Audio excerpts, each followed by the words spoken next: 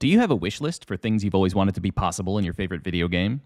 Maybe you grew up waiting for the day that someone discovered that Super Mario 64 did secretly have a way to unlock Luigi.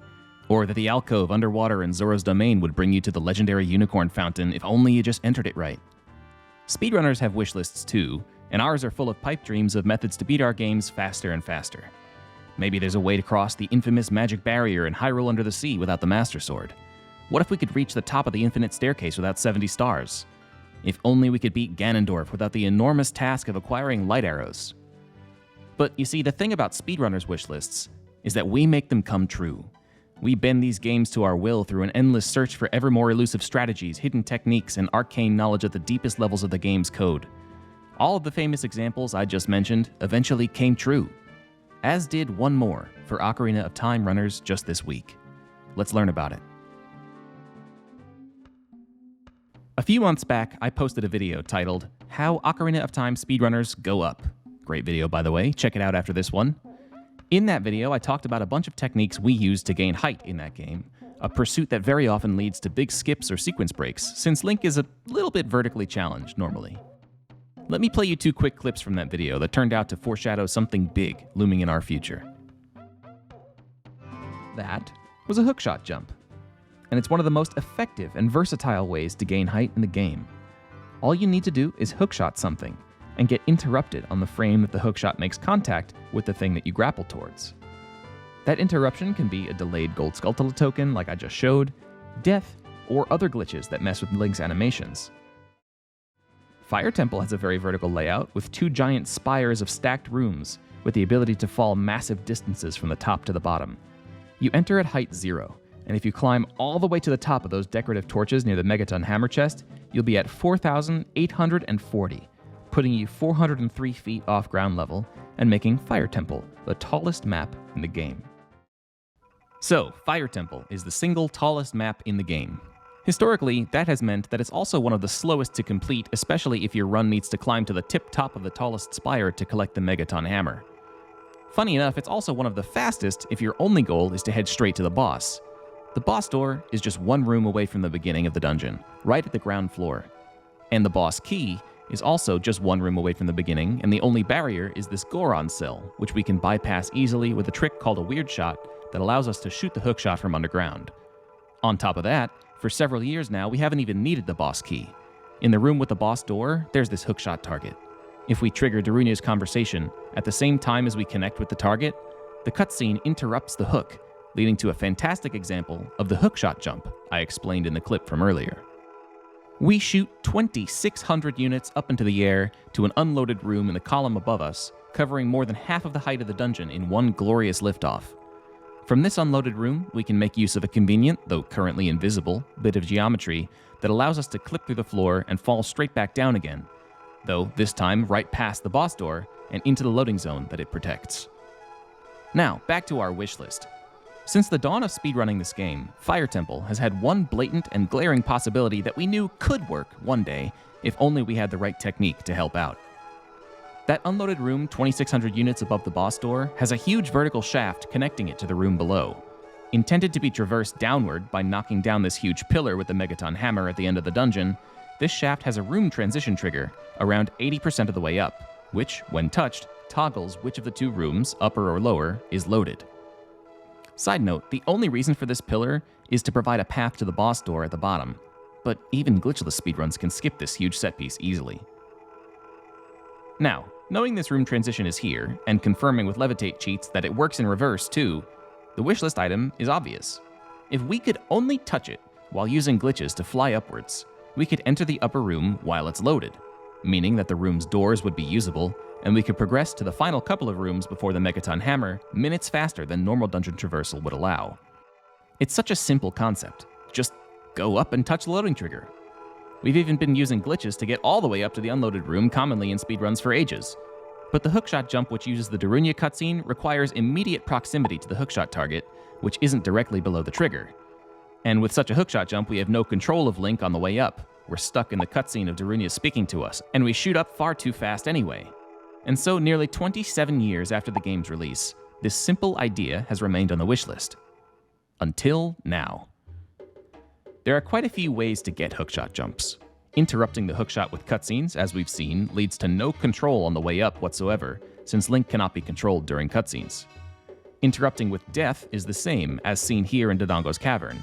Link is dead and uncontrollable while rising, only being revived by a fairy upon landing, and so these methods can only be used to travel straight up above the starting point.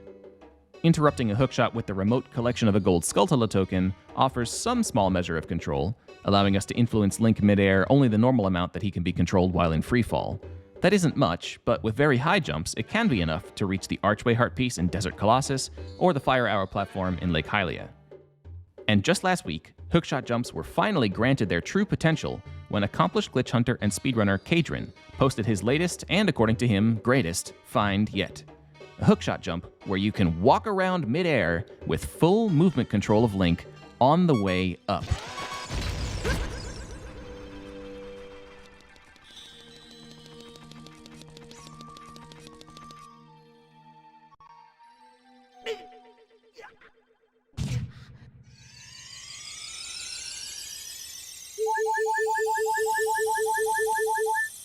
This groundbreaking result came from mixing 3 different already known techniques into the perfect brew. First, zombie walking. If Link dies at the same moment he leaves the ground to become midair, he will retain movement control as if he were still grounded, until the next time he truly lands on the ground when he's finally allowed to succumb to the death cutscene or subsequent fairy revival. He can even side hop or backflip during this state, though once you do that, you're locked into that jump's trajectory until landing, as expected. Second, ledge cancel. This glitch comes from interrupting the completion of a middle-height ledge climb animation with shielding damage. This allows Link to retain the state he's in when he's climbing the ledge. Besides the very awkward camera behavior, this glitch does have some useful properties. Most commonly, speedrunners are after Link's inability to interact with certain kinds of actor collision during ledge cancel, allowing us to skip past King Zora in this example. A well-known side effect of ledge cancel is that taking any damage while in this state throws Link to the ground, as if he had taken damage midair, or more specifically for this situation, during a ledge climb. The lesser-known side effect of that side effect is what happens if you take a killing blow. Normally, Link will die immediately, but with ledge cancel active, that tendency to get thrown by the damage causes one odd frame of delay before dying. This is the part we need now. And finally, the hookshot jump to tie it all together. When interrupting the hook with death, we do so while on the ground, of course, and so Link usually dies just before the hookshot begins to retract Link towards the target. And since he dies while on the ground, we don't have any control on the way up. But what happens if we get ledge cancel before doing the hookshot jump? Suddenly, it takes Link an extra frame to die, a frame in which the retraction of the hookshot has suddenly just begun to pull him off the ground. And remember, zombie walking is the result of dying at the same time as you leave the ground. And so,